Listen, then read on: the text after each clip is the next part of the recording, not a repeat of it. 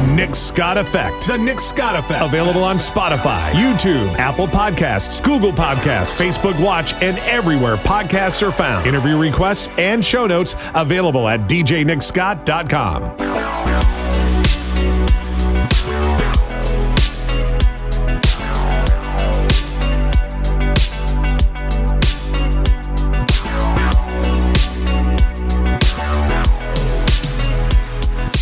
It's so good to see you, my friend.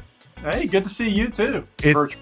Virtually, yeah. You know, there for many years, I felt like I got to see you all the time, and then you became the man of West Virginia, and I feel like I don't get to see you very much anymore. Well, first of all, I'm not that man, but you can stop by and see me anytime you want. You know that. Absolutely. Well, as always, man, it's always great to talk to you, and one reason I wanted to bring you on is because you got your hands in so many things, and there's so many things going on. Where we record this podcast is in the Charleston, West Virginia area. So you being a Kanawha County Commissioner, there's just so many things happening in our area, and I thought it'd be great to have you on and talk about some of those, I think, wonderful things for our community. So how long have you been on the commission now? 4 or 5 years? About in February of 2017 is when I was initially appointed. There was a vacancy. Dave Hardy, who was a commissioner, he went up and joined the State House with Jim Justice. He became his revenue secretary. So that opened up a vacancy, and I had been in front of the commission once or twice before, and so I applied, and I think like 11 people applied, and they picked me. Oh, wow. I didn't know that many people. I just thought they saw Ben Salango was like, that's it, done. No, there was an interview. We had to do like a public interview. It was very uncomfortable because they brought everybody in, and we all sat at this table, and they're up on this bench asking us questions, and for whatever reason they liked my answers. You have a record of being, I think, a person of the community and doing a lot of things that helps the community, and I think a position like on a county commission, wherever that may be, you want somebody who has a track record and an interest in bettering that community. So for me, that would be a no-brainer. Well, I appreciate that. I've been a lawyer for 24 years now, and part of that, I was doing a lot of charity work, a lot of fundraising, helping organizations, helping different people, and that's kind of what led me into the county commission. There was soccer fields out at Trace Fork out by Target in South Charleston. I know you've got listeners from everywhere, and it was going into foreclosure, and so they asked me to come in and try to help, and we raised a bunch of money. I think around $350,000 just in a few weeks, and I was almost there. I was almost to the point where we could save the fields, but I had tapped out. I mean, my friends wouldn't even answer my calls anymore. So I went to the Kanawha County Commission and I said, guys, I need $50,000. This is what it's for. This is what it will do for the community. And after a lot of begging, they gave it to me, and it saved the fields. It saved the fields from foreclosure, and that's that kind of led into my interest in the Kanawha County Commission. And I had been a soccer coach for a little while, not too long, but I remember that. That's what led to my interest in soccer. So, and just to kind of segue off of that, you stole my golf course, and I'm kidding, by the way. That's a joke.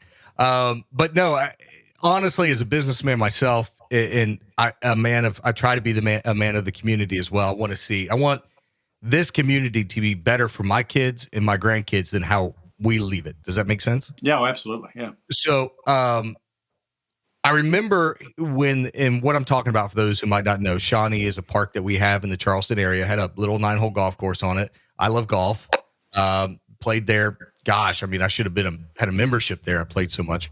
But Ben had this great idea to put some soccer fields in, some other facilities, and mainly bring in outside teams and tournaments, all to boost revenue for the county and for the area, hotels, restaurants, all the things people do when they travel, right? Spend money. Yep. And I remember at first it stung a little bit. I think I even joked with you. I was like, man, taking my golf course, But once I think anybody takes a step back and goes, this is what's best for all of us. And you were right. I mean, I think a lot of us can now say Ben Salango was right. You look at the results, you look at what that has done for the Dunbar area, for the county, for the teams. My daughter played a little bit of soccer. I mean, it's gorgeous, it's beautiful. So, I really think that showed a lot of people in the area your vision and how good you are at having a vision and then implementing that vision. Does that make sense? Yeah, no, and it's funny because our youngest son, our oldest played basketball, our youngest son played soccer, and so we would go everywhere. I mean, every weekend we were packing up and heading to Columbus or Charlotte or Cincinnati or wherever. Mm-hmm. And so there was one particular time I remember that I think it was Columbus, and we had to stay like 45 minutes away from the fields. And every time we went to dinner, any restaurant, it was an hour and a half, 2-hour wait. And I remember the parents were saying, why can't we have something like this back home? Why can't we have something like this in West Virginia? Yeah.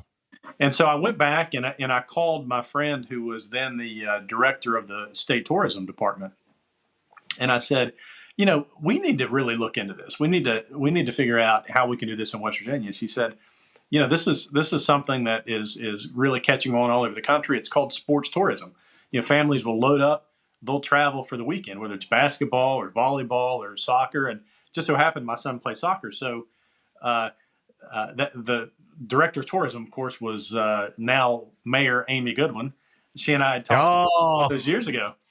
And I forgot she did that. She was, yeah. And so she's the one that told me about sports tourism. So I go, and then, just kind of the events that played out, I was appointed commissioner. The very first email that I sent out the following morning was, has there ever been a study about bringing travel sports into Charleston, West Virginia? And of course there had. There have been several, some as old as 20 years, where they had said, hey guys, if you get on this is the way to go. You're going to bring in lots of money in the community. And the most recent study was around 2015. The Charleston Convention Bureau did it, and it said, this is what you need to do. And by the way, Shawnee's the place to do it. Now, Shawnee has a wonderful history. That land was actually owned by George Washington. Not many people know that. George Washington, it was deeded to him for his deeds as a general, for his service as a general. And then when he passed, it went to his heirs. And it just kept getting divided up and divided up. And finally, there was a deed in place that says that land can only be used for recreation. And so that's why, if you look at the history of it, it's always been used for recreation. It was a state park, or a fairgrounds. It was a golf course. It was a racetrack. It's been a little bit of everything. And so it was also, one of the few areas in Kanawha County that's flat. So that study I took that and just ran with it. So we announced, a few months later that we were looking into it. We broke ground in December of 2017 and cut the ribbon in July of 18. Since that time, even during the COVID years where we were shut down for a year and a half, it's brought in over $100 million in economic impact. Oh. So we have tournaments where people come in from all over. We just had a football tournament a month or two ago where a team flew in from Alaska. I had a team coming in from Spain to play soccer, and the government wouldn't let them come in. Their government, not ours.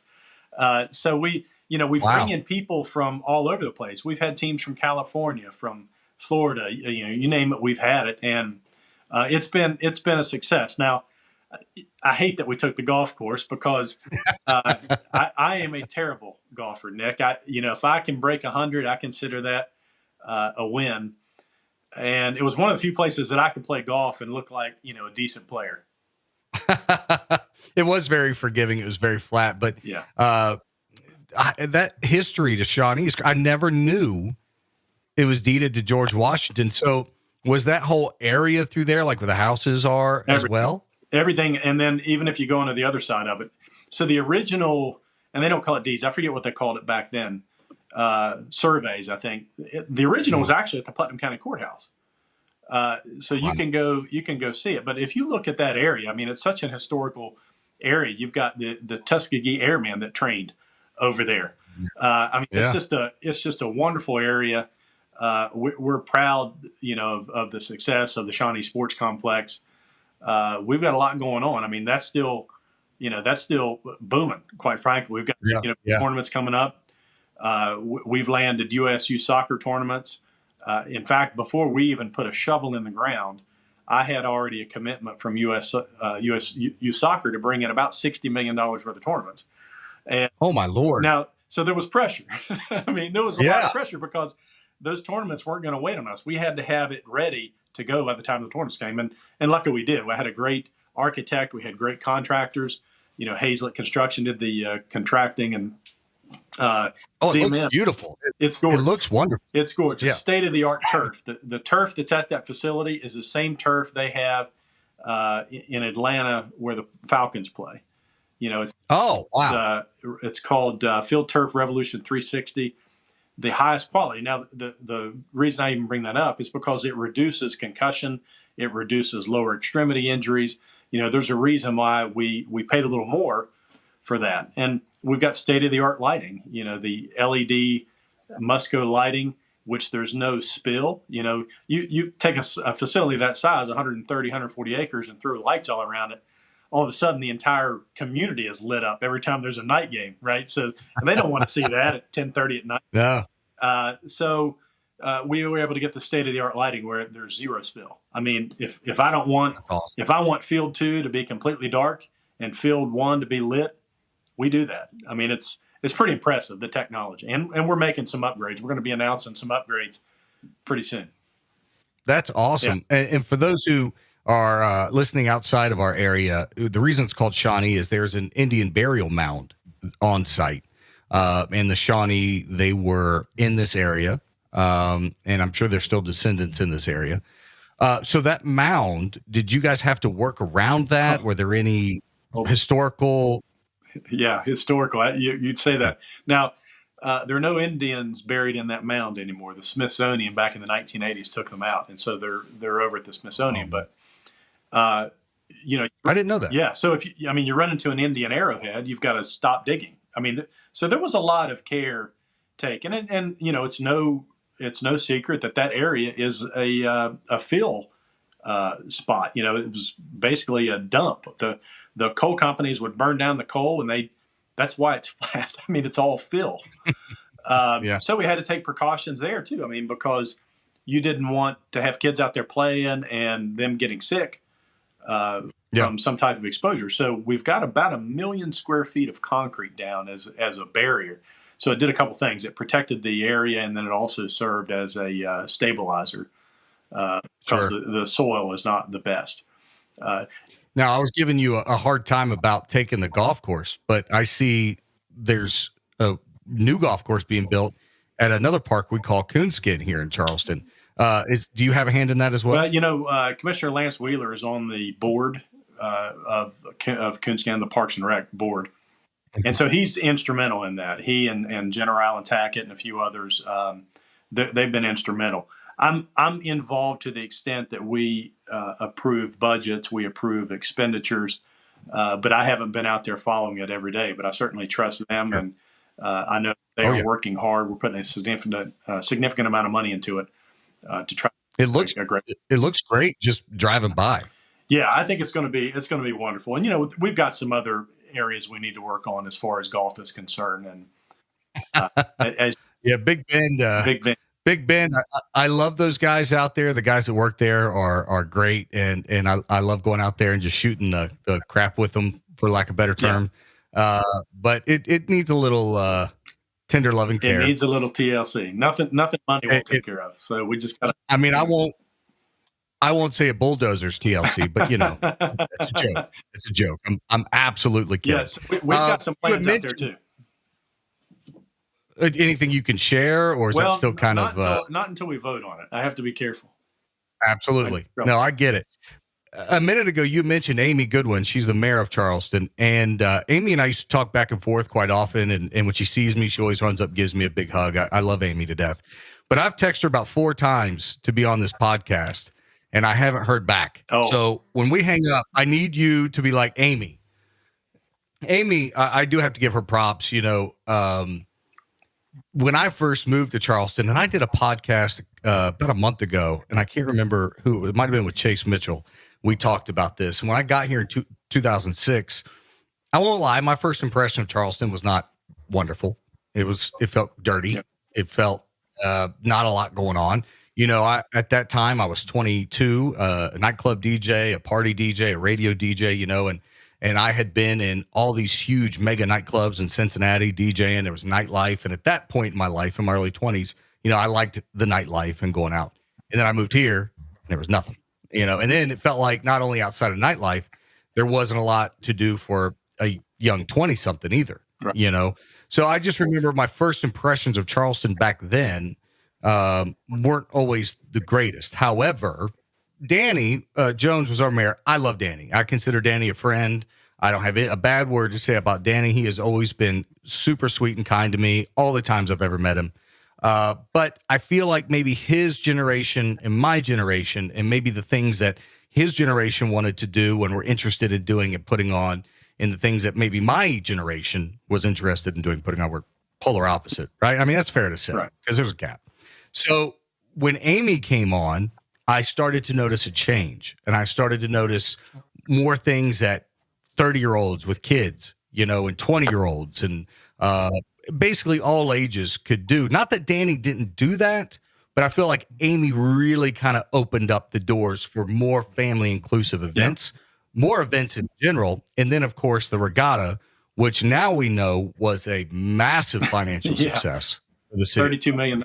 I mean, why we weren't doing this 10 years ago blows my mind. But so did Danny do a good job, in my opinion? Absolutely. Yeah. But is Amy crushing it? I don't want to get into Republican, Democrat bullcrap. I think just evaluating somebody at the job that they're doing, I think she's doing an amazing job and she's crushing it. So make sure you tell her. I'm going to clip that and send it to her. Well, and the funny, so you look back at Danny's legacy, and he did a lot. I mean, and he had a whole different. Sure. He had different problems to deal with then, but Power Park. Well, real quick, I don't want to take anything away from Danny. I'm not knocking Danny. It was just a different generational type of interest. That's all there was. So Danny built Power Park. He went in the Charleston Convention Center, which is a really big deal. And actually, it's funny because when Amy took over, and the convention center was doing well, but when Amy took over, she brought in a national group to kind of bring in acts and manage it. And now the revenue is incredible out of that. And so that's why she and I sat down, and we had talked for years about building an indoor sports complex. And that's why she and I sat down. We said, we just got to do this. We've got to make this happen. This is right for the community. It's right for our kids. Our small businesses need this. And that's what led to the development of the new Capitol Sports Center, which is going to be not in the mall, but in the property around the mall. I'm glad you brought that up organically, because it's on my list here to talk about.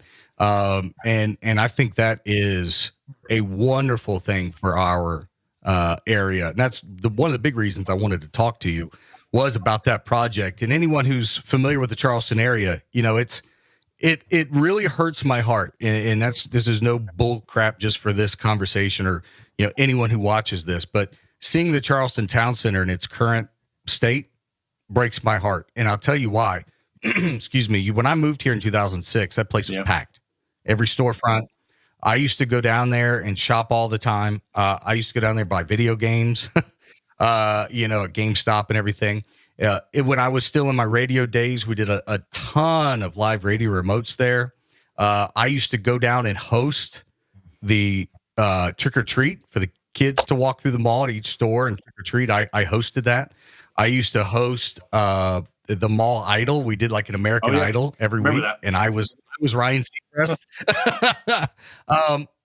So I tell you that story because the mall has always had very special memories to me, and to see its current status, and it's following suit with thousands of other malls across America. So it's not a unique thing here.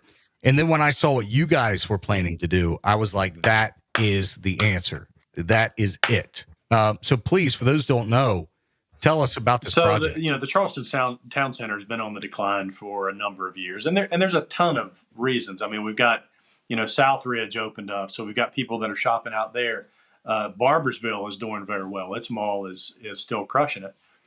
There's a lot of reasons for that. Some people blame the parking garage. Some people blame the stores, whatever. My goal was, what can we do to help the community, to help business, and also bring foot traffic into the mall? What could we do? And, when the mall was sold at auction, I'll be honest with you, I had discussions with people about the county and the city buying it and just leveling it.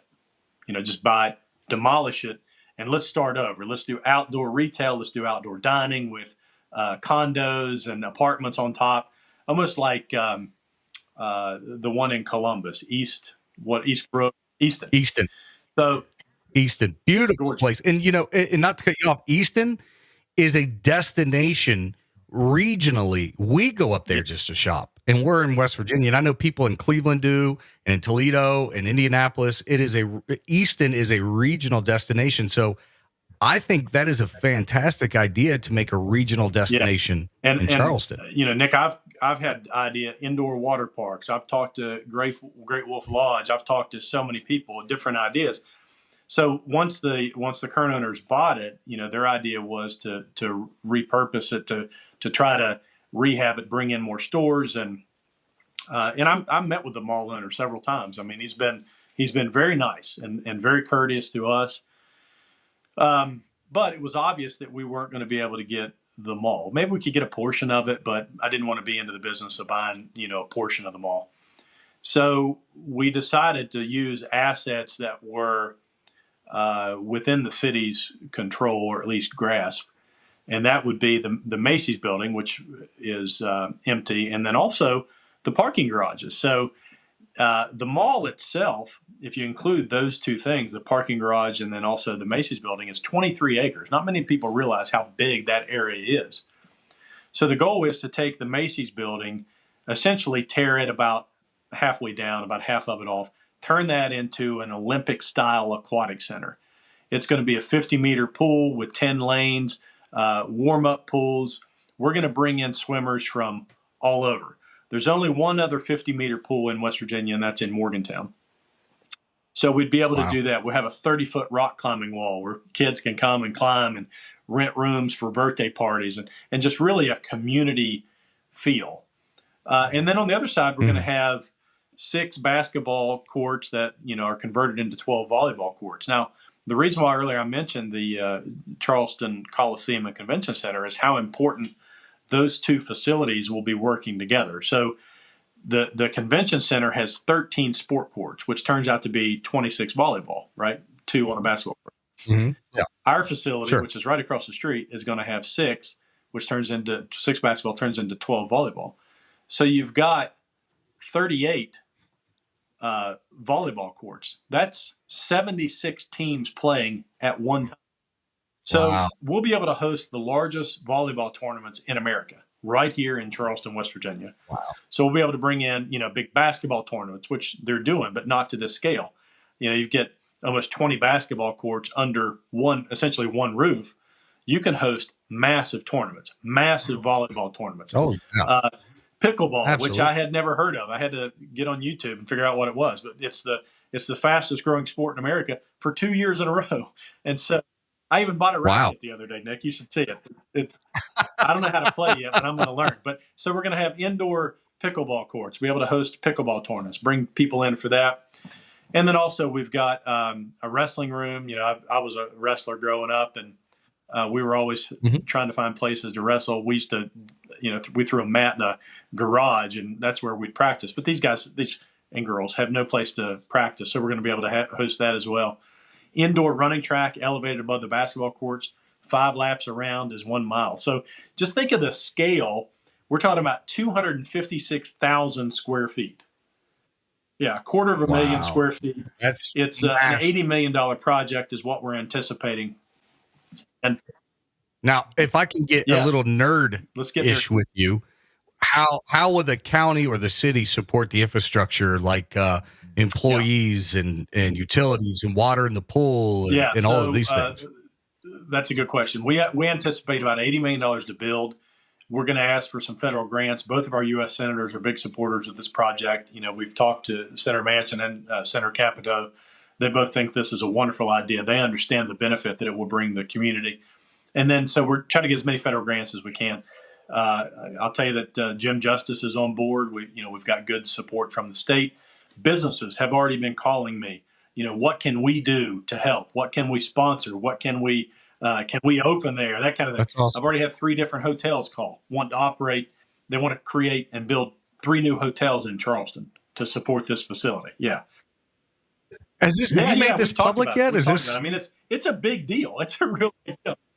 How have I not heard about the hotel? I've heard about all this, most of this other funny story, information. When we announced, I was on the way home. I had not made it home before a hotel owner somehow got my cell phone and called me and said, "Hey, I just watched the announcement on Facebook Live. What can we do? When's this going to start?" Just starts, asking a lot of the questions. That is awesome. So it's been a tremendous success. It's got a lot of support in the community, and it's going to generate a lot of business. A new hotel. So about $80 million to build. Then you've got to worry about operating it. Operational cost on the pool side. Let me just tell you now. I know this is being recorded, so I need people to know. Pools do not make money. Pools are money pits. No. You will always lose money. If you're thinking about putting a pool in your backyard, you're going to spend a lot more than you think you're going to spend. I've always told the 2 best days of owning a pool is the day you open it and the day you tear it down. But there's a need. I mean, so there's a need for an Olympic-sized pool in this region. And keep in mind, Charleston is an 8-hour drive from 2/3 of the nation's population. You can be in New York. New York City can be here in 8 hours. And then think of everything that's within a 4-hour drive. So there's a need here. So on the aquatic center side, that's where most of the operational expense is going to be. I'm not guessing, I've studied these all over the country. About $1.2 million is going to cost to operate that every single year. On the other side, you've got the basketball courts. You've got this 2-story workout facility that's honestly bigger than Planet Fitness.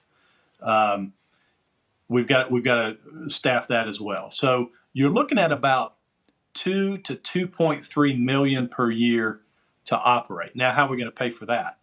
You do it by selling memberships.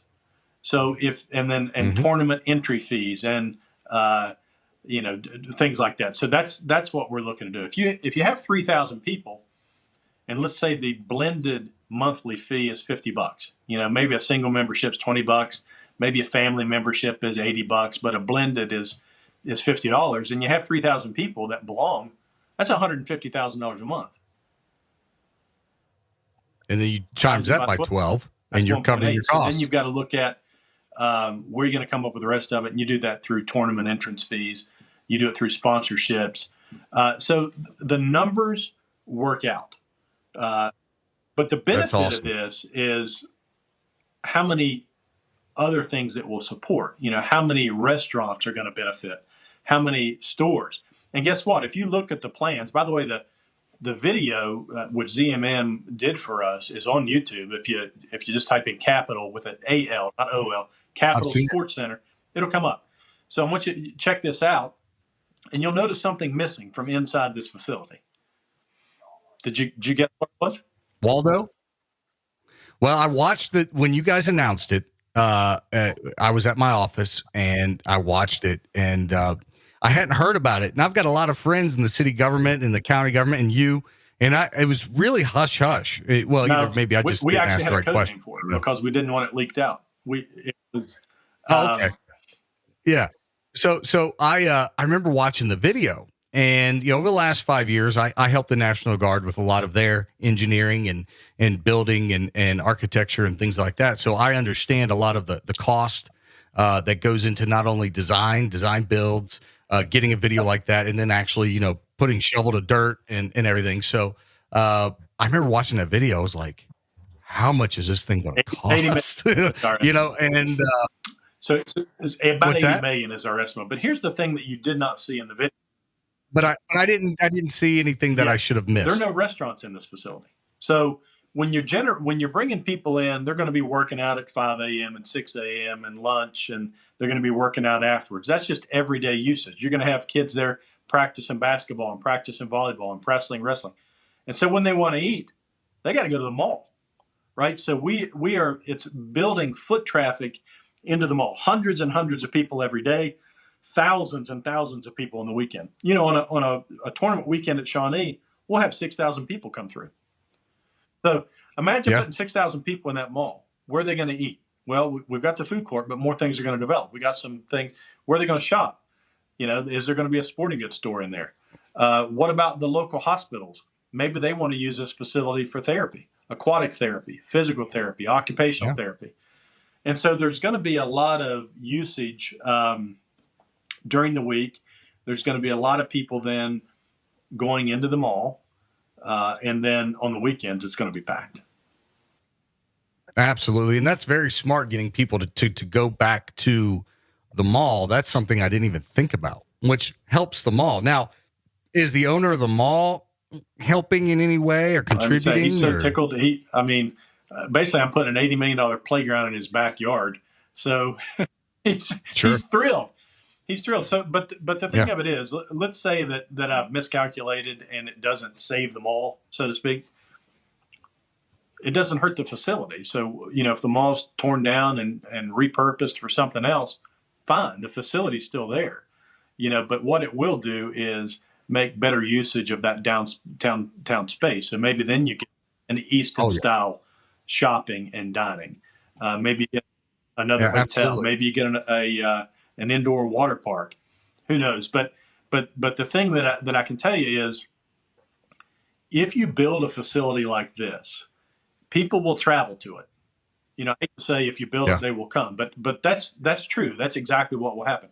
Travel sports before the pandemic was a $19 billion with a B dollar industry. Okay, since the pandemic, and I don't know why this is, but it's true. They've studied it. It's a $40 billion industry. It's actually doubled. Well, I can tell you why, and I'll be the first to admit, and you know this because you've known me for probably 14, 15 years now. I'm a moron. So, but I'll give you my moronic reasoning as to why that is.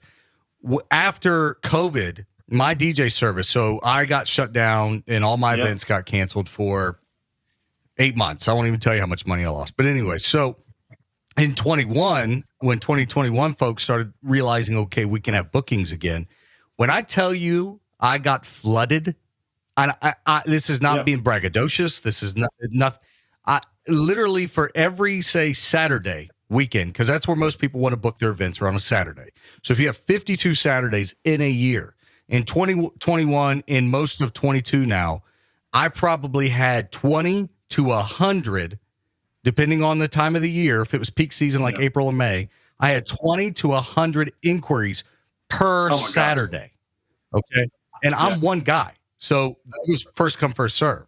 And I have a lot of friends in the industry that were the exact same way, just hammered. I had DJ friends in like Columbus, Pittsburgh calling me like, hey, Nick, are you free this weekend? Can I put you on a gig? Like, so I tell you that to say, and you know this, people are getting out. They didn't want to be at home anymore. They had plans for that year they didn't get to do. And people are just getting out and they're traveling. They had a year where they couldn't travel. Now they want to travel.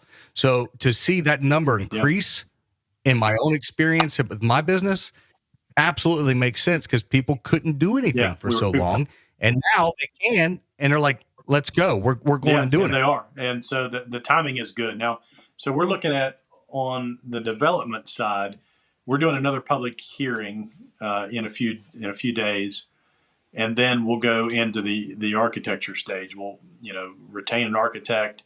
They'll design it. That's going to take about 9 months. They tell me 9 to 12. I'm telling them, no, you got 6. So I want to move this thing along. Well, when do you anticipate a grand opening? I would say it's going to take 3 years. When you include the design, the engineering, some of the legal hurdles we'll need to deal with, and then construction will be about 2 years. So I'd say about 3 years. But I would imagine next year we'll put a shovel on the ground. I'd be down there right now. This is the worst part about remote podcasting, is it's hard not to talk over each other. So I apologize for that. Well, I have 2 questions I want to parlay off of. One, can I get you on record saying the grand opening, I'm the DJ for the party at the grand opening? Can we go ahead? All right. So I'm going to bring this in 3 years, just so you know. I'm going to get on my phone. I'm going to be like, hey, Ben, and I'm going to send you this clip. So hi, Ben, in 3 years. The second thing is correct me if I'm wrong. You were talking about the interest in hotels to come downtown and be a part of this amazing project. Isn't or wasn't, I don't know how to phrase this question, the Sears building supposed to be a hotel by now? Yeah, and they're moving towards that. I mean, they're doing the demolition, and there was a couple of legal battles going on, and the judge cleared those up, thankfully. So that will be nothing but a benefit to your project or this project as well. 100%. I've talked to those folks. They're very excited about our project. Of course, they were building it anyway. You know, the truth is Charleston needs 2 more hotels just based on what we've got going on now. And so then you add, you know, the largest indoor sports facility in the eastern United States, right downtown. That's a big deal. So we're going to have more hotels coming in. And for those who don't know, Ben was the governor candidate or nominee for the Democratic Party in West Virginia in 2020. He ran for governor, ran against our current governor, Jim Justice. And the reason I bring this up is you mentioned Jim being a Governor Justice, being a fan of the project there at the indoor sports complex. How was your working relationship with him post political run? You know, it's funny because first of all, you know, he and I get along. I like him. He's a good guy. I joke with him, you know, when I see him, and I mean, I could tell you so many stories from that election, but I'd love to hear some. I mean, we can go as long as you want. I mean, there's some good ones, but I remember how awkward it was when we were getting ready for our debate. You know, I'd won the Democratic primary, and he won the Republican primary, and so we're squared off in the one and only debate, and you know, we're in separate rooms, and I mean, I've got to use a bathroom, right? I'm getting ready to go on. I'm nervous. You know, I'm not afraid to say, you go on live TV in a debate, everybody's nervous. I walk in, there's Jim, and there's Jim, you know? And so we just, you know, he's just, you know, we get along. We get along. I mean, there's the campaign, and then there's reality. You know, he had commercials about me. I had commercials about him, but the reality is I've known him for quite a while. He and I get along. We're actually, you know, we're supporting a couple of issues in this election, not to bring those up, but you know, when the campaign started and we polled it, this was pre-COVID. And so the polling was very favorable to us, and COVID starts, nobody could have predicted it. You know, I'm, you know, in the middle of an election, and all of a sudden I can't really campaign. I'm Zooming instead of, you know, handshaking. And I thought the governor, you know, his handling of the pandemic, he did a good job. I've told him that, you know, there were certain things that, you know, little tiny things he and I might disagree on and would be overblown, but for the most part, he and I agreed, and I thought he did a good job, and the people thought he did a good job. You know, his approval rating soared during the pandemic, and good for him. You know, that was he brought in a great team, and you know, handled it. Look, you know, there's no one of any political ideology that's going to agree on everything. Yeah, and I think that's what makes our society, in the way that we govern ourselves, so unique in the world, but such a wonderful place, is we can say, okay, you know, I disagree with you on this, and this, but in the greater whole, I believe, you know, the majority of us are interested in what is best for all of us, whether it be here in a state or as a nation. And you mentioned how you two get along. You know, and even though there was the campaign, but you two get along. And my opinion's always been, if political leaders, okay, whatever that may be, whoever that may be, if we get along with one another and we help one another and we make decisions with one another, despite what our political R or D or whatever is, it does nothing but good. It does nothing but help us. It does nothing but help everyone. So to hear that you two get along so well still, I think it's wonderful. You know, it's important. I mean, there are certain elected officials, typically at the lower level, that just don't like me because I'm a Democrat. That's fine. I get it. I don't particularly care what anybody's party is. I care more about their ideas and what they're doing. But the truth is, I get along. Joe Manchin and I are not only friends, but we work closely together. Senator Capito has done a very good job in West Virginia. She and I work together frequently. And, case in point, we had the terrible floods up in the Upper Kanawha Valley, Campbell's Creek and in that area. And we called the governor. Right in my backyard. I mean, we called the governor and we need help. And he had his people out. I mean, it was immediate. We had roads that had slipped out and they fixed them. We had, he was up there touring the damage himself. He's trying to help us with a disaster declaration. Our U.S. senators are helping. I need the president to sign off on a disaster declaration so we can get these people HVAC units before they freeze to death. It's a big deal when you're dealing with emergency management, and you've got to work together. I tell you, if you play politics, Absolutely. People die, and it's not what you're there for. One of my biggest regrets is growing up in just north of Cincinnati, very rural area. I always have a hard time with that word. I used to speak for a living, rural, but very conservative family, and that's fine. So I grew up kind of with those ideals impressed upon me. And then I remember when I hit about 19, 20 years old, I swung as far the other direction as possible and became very liberal. I was a very big supporter of Kerry when he ran in 2004. And then I was a very big adamant supporter of Obama when he ran in 2008. And there is something to be said for what you allow in. And what I mean by what you allow in, what you watch, what you hear, what you read, what you see. And I found myself as a radio guy. At the time, we had an AM radio station that was all political talk, and it was all conservative Republican talk, with your Glenn Becks and so forth. And by 2012, I found myself radicalized. I didn't realize it at the time, but I was extremely right wing. I mean, I had went from this liberal, and Obama supporting registered Democrat to, Obama is, the Antichrist walking on the earth, and a change to a registered Republican. And I remember about 2014 sitting down going, what am I doing? Like, I'm arguing with people on social media for what reason? Just making myself look like a fool. And it was fraying some relationships, some friendships of mine. And I just remember thinking to myself, no extreme is the right answer. You know what I mean? In my opinion. Mm-hmm. And I started to center myself. And I haven't changed my voting thing. It's still Republican. I don't care if people know that, because I'm not an extremist. I'm not a MAGA guy, or whatever. I'm not knocking them, but that's just not my speed. And people are like, well, Nick, what's your political philosophy? And I say, hey, look, I want my gay friends to get married while smoking weed with their machine guns. So I want my gay friends to get married, smoking weed with their machine guns. If that doesn't tell you my political feelings, I just want us all to, the pursuit of happiness in this country is very important to me.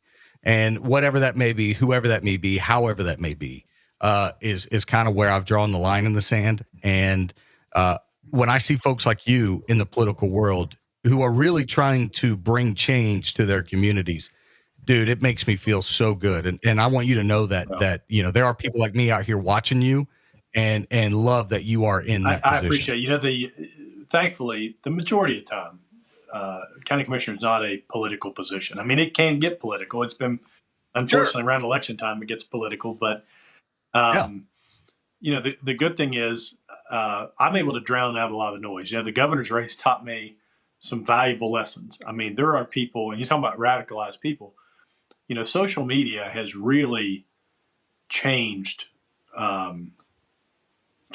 elections. It's changed the way people think.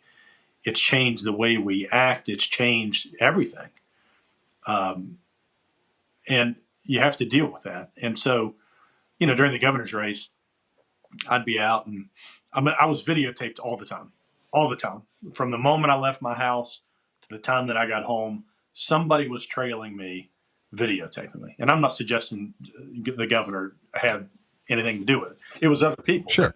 But, I'd show up to events, and people would put their phones in their pockets like this and come up and ask, try to, You can see it. and say things to me, insult me, try to get a reaction out of me. And so going through that experience, it was tough. It's tough on the family, but it was eye-opening and educational. I learned a lot from that. First of all, I loved being in the race. Do you feel it was they were trying to catch you doing something you shouldn't have been, and then exposing it all over the place? Well, what they do is they'll come up and they'll try to incite an argument. They'll come up and they'll say things to you, inappropriate things, or they'll curse you, or they'll threaten you, and all they want is your reaction. And so I had to learn to deal with that because, I'm an Italian descent from Southern Virginia. I usually say what I think. And so I had to really adjust to that. I had to learn to not speak, and that's the smartest thing. Not respond and not engage on social media. No one's ever won a fight on Facebook. Never. No. I fell into that hole, and this. You and I have talked about it, and it's an easy hole to fall into. And at the time, I was working in radio and really trying to make a name for myself, for my business, because me and you've talked about this, and I'm not slamming anybody, but radio, especially in this market, you don't make any money. So I had to build my business, my brand, to basically make ends meet. And I thought the old analogy, no press is bad press. Mm-hmm. So I would really try to spin people up and post things or whatever. And I look back, that was over 10 years ago. I stopped doing that around 2012. It's 2022 now. So it's been 10 years ago. But I look back and I'm just like, I wish I could go back and grab 31-year-old Nick and just smack him. Like, what are you doing, dude? And you're right. I could think of 200, 300, 400 comment long Facebook threads of me and other people going back and forth, and not a single person won that argument or debate, and no good came from it. And you know who else lost? And here's the truth of it, because when you finish that argument, you're worked up, and everybody else around you feels it. Everybody else is tense, they're stressed, they see what that you're into an argument, and you're not in a good mood, and so it's best just to take it for what it is. It's people get on there, they say things on social media that they would never say in person.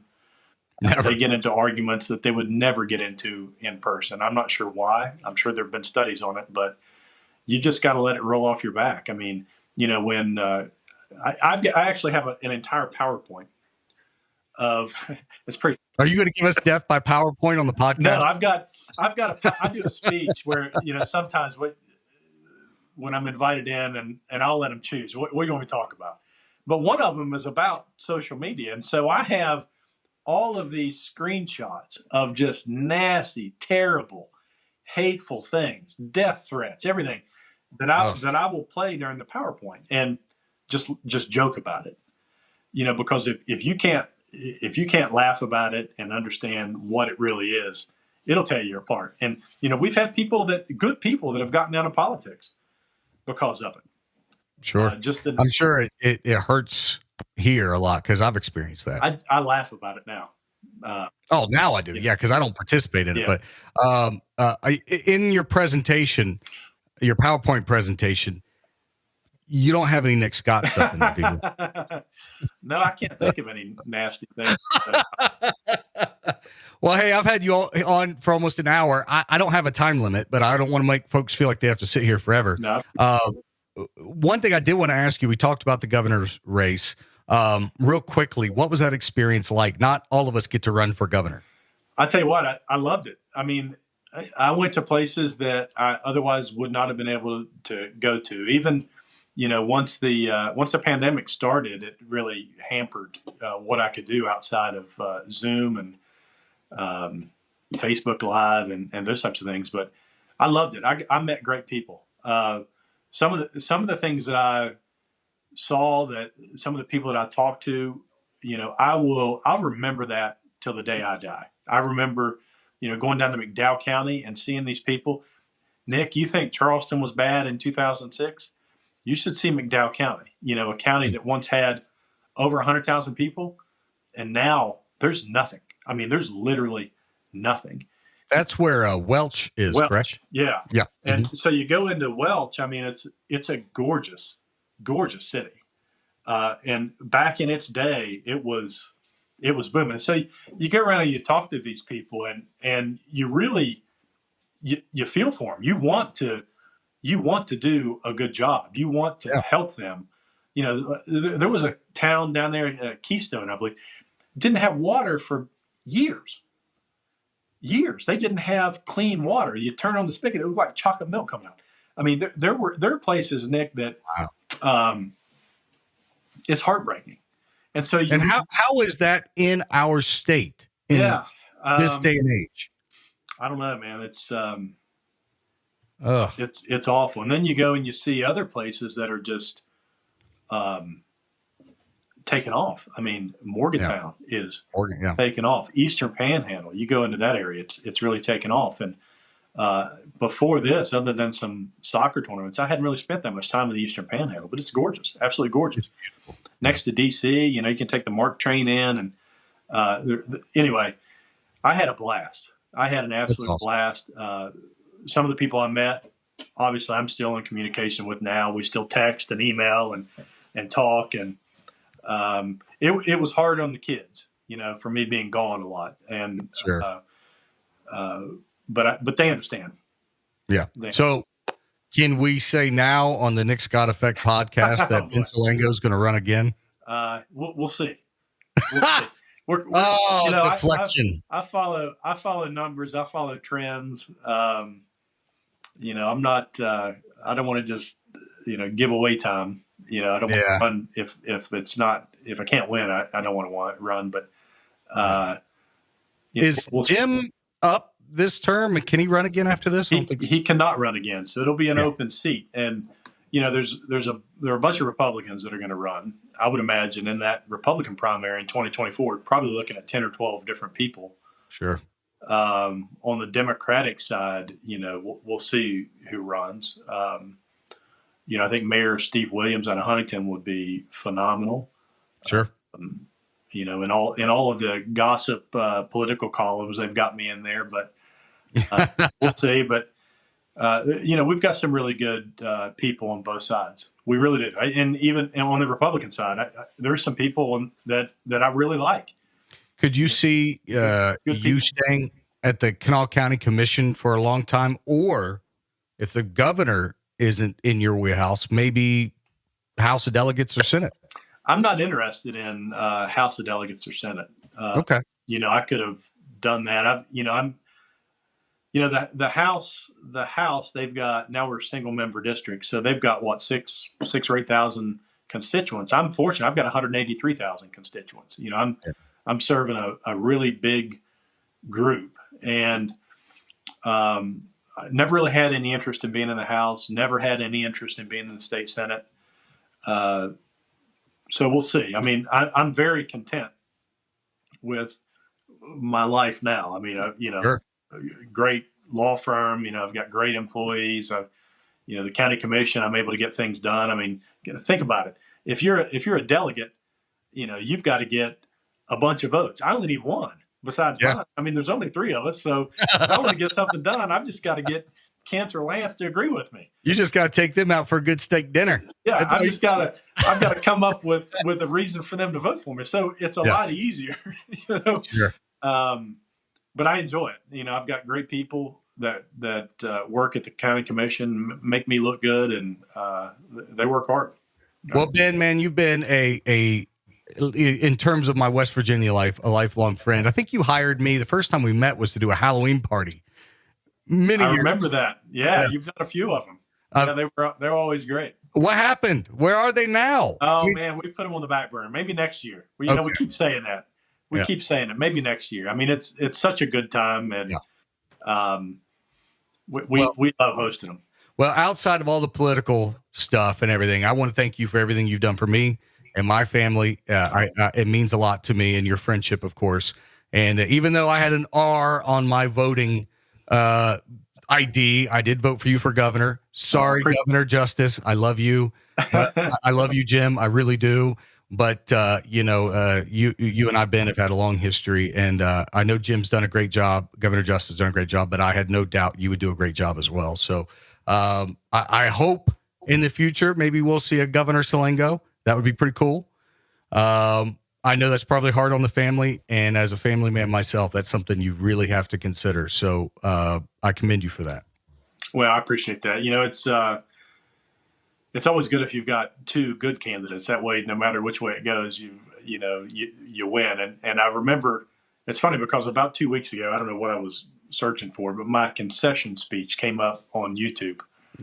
And I had not watched it since that night, since November of 2020. Had not watched it. Honestly, so this is a true story. I gave the concession speech. It was probably around 10 p.m. I was at work at my law office the next morning at 7 a.m.